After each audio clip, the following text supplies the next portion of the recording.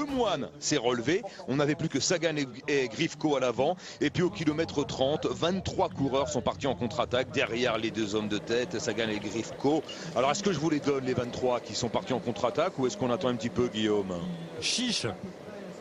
Et bien c'est parti. Alors on a à l'avant Marcus Burghardt et Steven Cummings de l'équipe BMC. On a Jaroslav Popovic et l'éternel Jens Voigt pour la Radio Shack Nissan. Thomas Voeckler et Yukiya Arashiro pour l'équipe Europcar. Egoy Martinez de l'équipe Euskaltel. Michele Scarponi, Jacques l'a dit, pour l'équipe Lamprey. Peter Sagan bien sûr pour la Liquigas.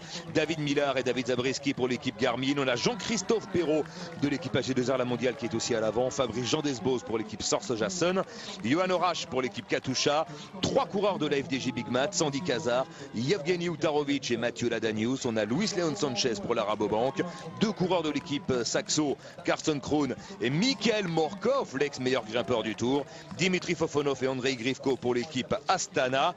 Dries de Venins pour l'équipe Omega Pharma. Simon Gerrans pour l'équipe Orica Green Edge. Et un autre coureur de l'équipe australienne.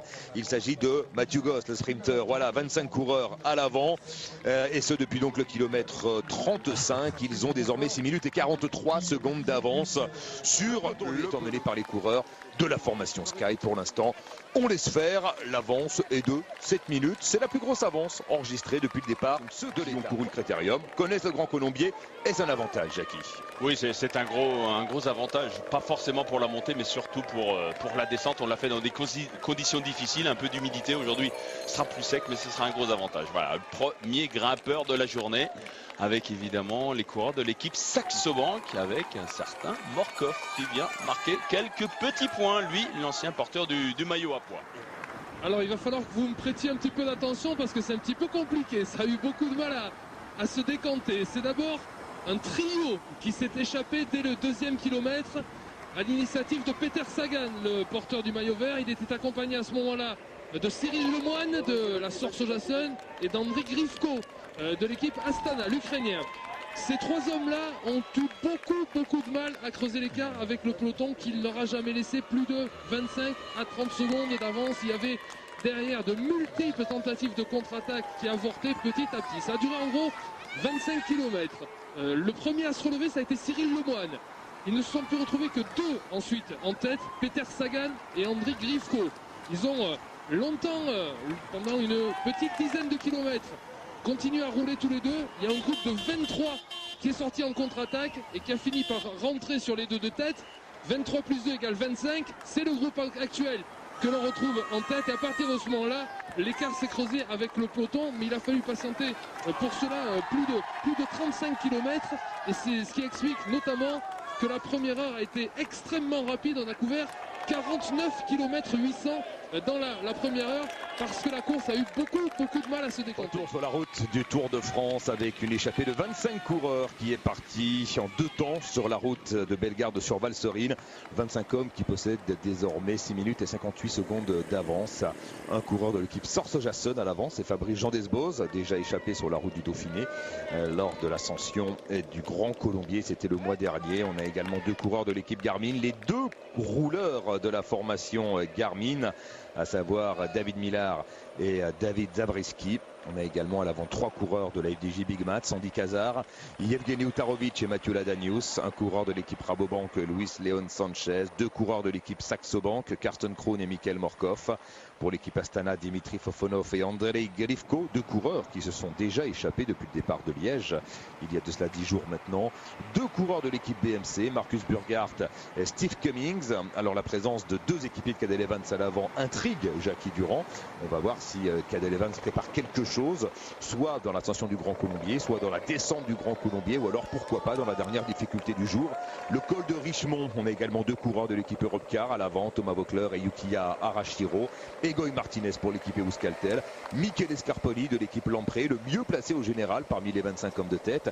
Il est 27e du général à 10 minutes et 27 secondes de Bradley Wiggins. On a Peter Sagan également, c'est lui qui a déclenché les hostilités. Peter Sagan dès le 3e kilomètre, le porteur du maillot vert qui s'est donc échappé. Et puis il y a Mathieu On les Goss. voit, lorsque la moto va remonter, on voit Yoni Utarovic dans la roue de Mathieu Goss et le maillot vert qui va lancer le sprint à 200 mètres maintenant. On rappelle que c'est Peter Sagan qui domine le classement par points avec 32 points d'avance sur Mathieu Goss. Mais Peter Sagan pour l'instant est traitable dans ce sprint intermédiaire. Est-ce que Mathieu Goss va pouvoir remonter jusqu'à la hauteur de Peter Sagan? La réponse est oui. Mathieu Goss qui s'impose devant Sagan et Utarovic. Non, Utarovic vient prendre la deuxième place, troisième place donc pour Peter Sagan. Puis derrière, on se dispute pas le sprint avec Arashiro, avec Jens Voigt qui sont passés en tête du groupe. Il n'y avait que 3 sprinteurs qui avaient pour intérêt de faire ce sprint pour le maillot vert. Et bien c'est Mathieu Goss, deuxième du maillot vert, qui lui reprend quelques points. Bon, pas de souci, pas de souci pour Peter Sagan qui ce soir, à l'issue de l'étape, conservera son maillot vert. Après, tout dépendra de l'arrivée finale. Mais Mathieu Goss, déjà, lui, on peut l'éliminer. Il ne marquera pas de points à l'arrivée ici. D'ailleurs, on le voit dès le pied de l'ascension. Bien les sprinteurs qui se sont mis en évidence il y a quelques kilomètres au sprint de Béon, bien sont distancés avec Utarovic et Mathieu Goss. Son objectif est atteint. Mathieu Goss, il a réussi à prendre les 20 points du sprint. Maintenant, pour la formation Rika Green Edge, on va compter sur le puncher Simon Gerrans. C'est le premier à se relever dans l'échappée. Mathieu Goss, un deuxième coureur distancé, c'est Yoni Utarovic, c'est l'autre sprinter de ce groupe de tête. Sagan ne va pas gagner aujourd'hui, lui il est distancé. L'équipe BMC avait tenté de déstabiliser Bradley Wiggins dans cette dernière ascension. Cadel Evans et Vincenzo Nibali avaient réussi à distancer dans la descente du Grand Colombier. Bradley Wiggins. La 10e étape du Tour de France entre Mâcon et Bellegarde sur Valserine. Les hommes de tête ainsi que les hommes du peloton sont dans l'ascension du Grand Colombier avec Michele Scarponi à l'avant. Michele Scarponi qui fait le forcing, Richard. C'est lui peut-être le meilleur grimpeur parmi les hommes de tête. Et oui, je vous l'avais dit tout à l'heure, les purs grimpeurs vont s'amuser dans cette ascension et ils vont carrément, littéralement s'envoler. Par contre, celui qui est pas vraiment grimpeur et puncher, là il va vraiment souffrir et passer un sale quart d'heure parce que c'est un col très difficile avec des changements de rythme difficiles, route étroite, donc il y a vraiment de quoi faire le ménage aujourd'hui dans cette étape et on voit à l'avant, et bien sûr ce groupe de 25 va littéralement exploser. Et ça explose également dans le peloton. On voit Robert Racing en difficulté, en train de se faire distancer du peloton maillot jaune. À noter que des garçons comme Cancellara, Kern ont également été distancés dès les premières rampes du Grand Colombier. Michele Scarponi, il n'y a plus grand monde dans sa roue. Il y a Thomas Vauclair aussi qui est derrière. Il y a Jean-Christophe Perrault, il y a Luis Leon Sanchez, il y a Dries de Venins qui est là pour l'équipe Omega Pharma. Et puis Thomas Vauclair, effectivement, les autres ont disparu. Peur de l'échapper à l'avant, c'est logique. Nous sommes dans l'un des cols les plus durs du Tour de France 2012, le Grand Colombier. Et on roule aussi vite, le peloton roule aussi vite que les échappés. Ça rentre à l'arrière, Jens Voigt vient de rentrer, vous voyez, donc ça roule beaucoup moins vite dans ce groupe et Sanchez s'envole devant. Ouais, Luis Leon Sanchez à l'avant, alors qu'effectivement Jens Voigt est revenu à l'arrière et c'est lui qui va rouler peut-être à la poursuite de Sanchez. Thomas Vauclair qui relance. Burkhardt également est rentré. Martinez. Il a plus intérêt à attaquer que à rouler, Thomas. Remarque là, c'est un passage qui est un peu compliqué dans le col parce que c'est roulant. Donc forcément quand c'est roulant, on a du mal à lâcher à la pédale. Par contre, s'il est un tout petit peu patient, après à un moment donné, ça remonte et c'est beaucoup plus dur. Et il a déjà fait un écart, Sanchez. 22 secondes d'avance sur le groupe Thomas Vauclair. Le peloton pointé, lui, à plus de 6 minutes. Retour sur la route du Tour de France avec l'ascension du Grand Colombier dont le sommet est situé à 40 km de l'arrivée. Voici ce qui reste du groupe de tête, du groupe des 25. Il y a un homme à l'avant, c'est Luis Leon Sanchez et les poursuivants parmi lesquels Jens Voigt qui s'accroche avec également Egoy Martinez, Sandy Cazard, Thomas Vauclair, avec également Marcus Burkhardt. L'homme de tête, Luis Leon Sanchez, Jean-Christophe Perrault distancé avec Jens Voigt. Dommage, Jean-Christophe Perrault qui ne parvient pas à accompagner le groupe Thomas Vauclair. C'est étonnant qu'il est en plus il est dans son domaine la montagne et il n'arrive pas à suivre les meilleurs grimpeurs. Il est avec Jens Voigt. Donc ces coureurs-là, il faut qu'ils se battent pour basculer parce qu'en fait, une fois qu'on bascule ce col, la descente est technique. Il y a le col de Richemont, là c'est beaucoup moins dur. Un col de Richemont, c'est 4% de moyenne. Et après, il y a cette grande descente vers l'arrivée. Donc on peut vraiment jouer la gagne, mais il faut rester au contact de ce groupe-là. Thomas Vauclair va essayer de revenir. Il a bien compris, s'il veut jouer la gagne, il faut qu'il revienne de suite. Ça va peut-être énerver Michele Scarponi, ça. Thomas Voeckler ressuscité en tout cas sur la route de Bellegarde aujourd'hui, lui qui parlait d'abandon au soir de l'étape de Boulogne. Oui, parce que regardez l'écart. Au contraire, le peloton perd du temps sur les hommes de tête. Au pied du Grand Crucheron, il y avait exactement 6 minutes entre les hommes de tête et l'avant-garde du peloton. Et là, le peloton certes monte au train, mais je crois que ces 4 coureurs sont en train de faire une belle ascension. Il sera certainement difficile d'aller les chercher pour la victoire d'étape aujourd'hui s'il n'y a pas de mouvement. Et pour l'instant, on ne pense qu'à une chose, c'est de protéger son leader avec Edvald Boasson-Hagen pour la formation Sky, avec Georgine Capi pour la formation BMC. Regardez, on roule plus trop, on s'observe et ça va être, ça va rentrer, à moins que Thomas Voeckler, c'est là, il faut qu'il attaque s'il veut partir tout seul. On est dans le dur et à la pédale, on peut s'envoler. Et puis nous sommes dans les 400 derniers mètres d'ascension qui sont difficiles. Il va partir, regardez, il va partir. En tout cas, c'est bien tenté. Allez, Thomas Voeckler pour passer en tête au sommet du Grand Colombier. C'est bien tenté pour Thomas.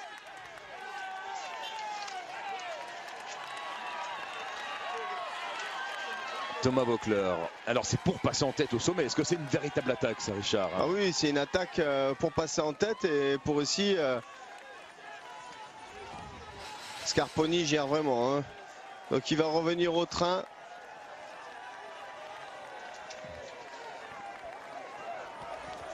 Allez, Thomas Voeckler qui sera donc le premier coureur du Tour à passer en tête au sommet du Grand Colombier, un col qu'on aimerait revoir sur la route du Tour de France dans les années à venir. Et regardez, Michele Scarponi, grand plateau également, et qui va basculer à quelques secondes de Thomas Voeckler, qui lui aussi avait mis le grand plateau dans ses 500 derniers mètres. Allez, Thomas Voeckler qui va basculer maintenant. La descente va être compliquée. Ça va aller très vite aussi dans la descente. Sandy Cazard, Egoy Martinez et Dimitri Fofonov passent à leur tour au sommet du Grand Colombier avec un peu moins d'une minute de retard sur Thomas Voeckler et les autres.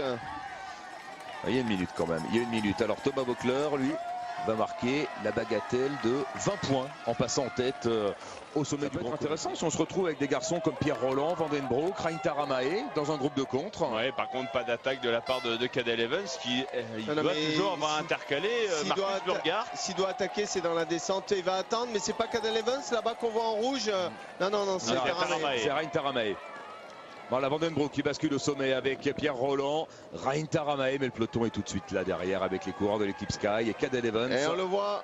Et regardez le positionnement de Bradley Wiggins, il se cale dans la roue. Et oui, Cadel Evans va attaquer la descente. Avec Nibali là également dans le sillage de Christopher Vincenzo Nibali qui cette fois a réussi à prendre quelques longueurs au groupe Bradley Wiggins. Derrière ça s'organise. C'était Nibali qui était dans la roue de Sagan. Non, Vincenzo Nibali, non, je crois pas. Mais il va peut-être l'attendre. Les oreillettes doivent fonctionner en ce moment. Est-ce que c'est Nibali? Je vous dis que c'est Nibali qui est dans la roue. C'est pas impossible. Bah oui. Est-ce qu'il est là? Vincenzo Nibali, bien vu Richard. C'est bien Nibali qui est dans la roue de Peter Sagan. Ah bah alors là, tous les deux, ils vont nous refaire l'étape de la Vuelta, où ils avaient fait la descente à fond. Ils avaient réussi à reprendre du temps aux principaux favoris. Nous sommes avec le groupe Vincenzo Nibali avec Peter Sagan et Jean-Christophe Perrault au pied du col de Richemont, la dernière difficulté du jour. Ces trois hommes ont une petite minute d'avance sur le peloton maillot jaune ou ce qu'il en reste. Le groupe Bradley Wiggins à l'avant, toujours 4 hommes on le rappelle, avec Thomas Voeckler, Michele Scarponi, Luis Leon Sanchez et Dries Devenins, alors que Jean-Christophe Perrault est déjà distancé par les deux coureurs de l'équipe Liquigas. Ouais, c'est bien dommage parce que c'était une bonne opportunité pour prendre un peu du champ. Et Jean-Christophe Perrault n'arrive pas à trouver la carburation pour accompagner les meilleurs, distancés dans les cols. Oh là, c'est fini pour Sagan. Sagan qui s'écarte dans l'ascension du col de Richemont. Nibali seul, désormais à la poursuite des 4 hommes de tête, mais surtout avec un objectif distancé au maximum, Bradley Wiggins. C'est dommage parce que Sagan se sera accroché encore 2 km et c'était bon. Avec Michele Scarponi qui semble très fort, Michele Scarponi. Au train.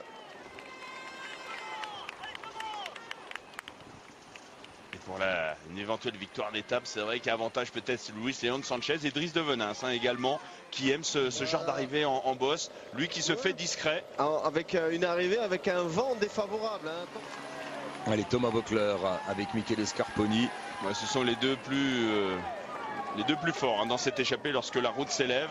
Mais c'est pas pour cette raison qu'on a les vainqueurs potentiels de l'étape. Ça irait plutôt du côté de Dries de Venins et de Luis León Sanchez qui ont une belle pointe de vitesse sur ce style d'arrivée. Il y a quelques points supplémentaires qui lui permettra donc ce soir d'endosser le maillot à pois. Oui, et de déloger donc de la première place Frédéric Keziakov qu'on a vu lâcher prise dès les premières rampes du Grand Colombier.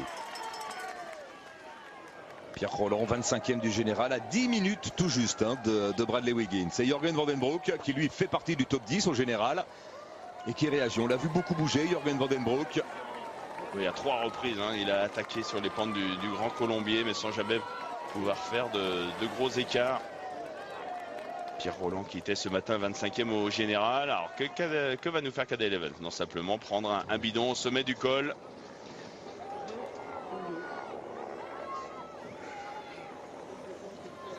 On fait quand même la descente à fond. On est au courant que derrière un groupe est en train de faire la jonction, du moins un homme, Jens Voigt.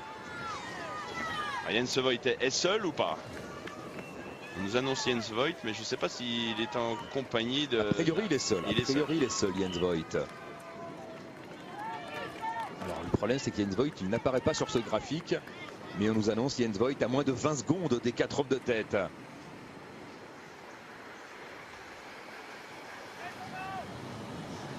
Oui, puisque le groupe Kazar, Voigt faisait partie du groupe Kazar. Le groupe Kazar est pointé à près de 2 minutes, 1 minute 50. Et Jean-Bois va revenir. Il va bien les voir. Ouais, on pensait que la victoire allait se jouer. Et il l'a vu, je pense qu'il l'a vu, Thomas Vauclair. Il s'est retourné. Alors la caméra va se retourner. Voilà. Il est là, Jens Voigt dans les motos. Oh là, il ne lâche rien. Mais quel numéro de l'Allemand. Ça fait 3 jours qu'on ne voit que lui. Jens Voigt. Il a repris 1 minute 15. C'est énorme, c'est énorme, c'est énorme. Jens Voigt, voilà, qui va rentrer dans les roues. Lui qui a déjà gagné 2 étapes sur le Tour. La première à Saran en 2001 lorsqu'il avait battu dans le final Bradley McGee.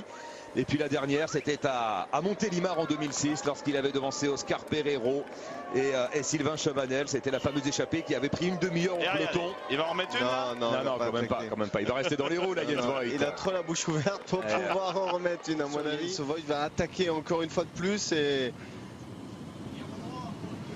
Alors que Pierre Rolland et Jürgen Vandenbroek continuent de rouler. Et oui, c'est celui, c'est celui qu'on se méfiait le moins. Ah Thomas, faut relayer tout de suite Sanchez, sinon... Vas-y de suite, sinon il va à la gagne. Dries de Venins, allez, pour l'instant l'écart n'est pas encore définitif. Aïe aïe aïe. Thomas Vauclair qui relève mollement. C'est l'enterrement de première. Ah, il faut simplement collaborer, laisser Dries de Venins. Voigt va y aller. Jens Voigt qui part en contre, a-t-il les jambes pour revenir sur Dries de Venins? Et là ça fait réagir Thomas Vauclair, le contre de Jens Voigt. Et c'est peut-être ce qui va condamner Dries de Venins. Il a encore des forces, Jens Voigt. Regardez, il joue au chat à la souris, Luis León Sanchez et Thomas Vauclair. Et Scarponi passif dans cette histoire. Et Voigt va revenir sur de Venins. On rappelle, le dernier kilomètre est difficile. Il y a un vent défavorable quand même. J'aurais cru vraiment que Dries de Venins allait attendre le sprint, mais il se méfiait trop de la pointe de vitesse de Luis León Sanchez et a préféré prendre les devants. Rien n'est fait, on bute, vous voyez. On bute derrière. Est-ce qu'on s'enterre? Thomas Vauclair qui réagit. Et Sanchez dans la roue. Quand Sanchez y va, Vauclair dans la roue. Scarponi, attention à Scarponi.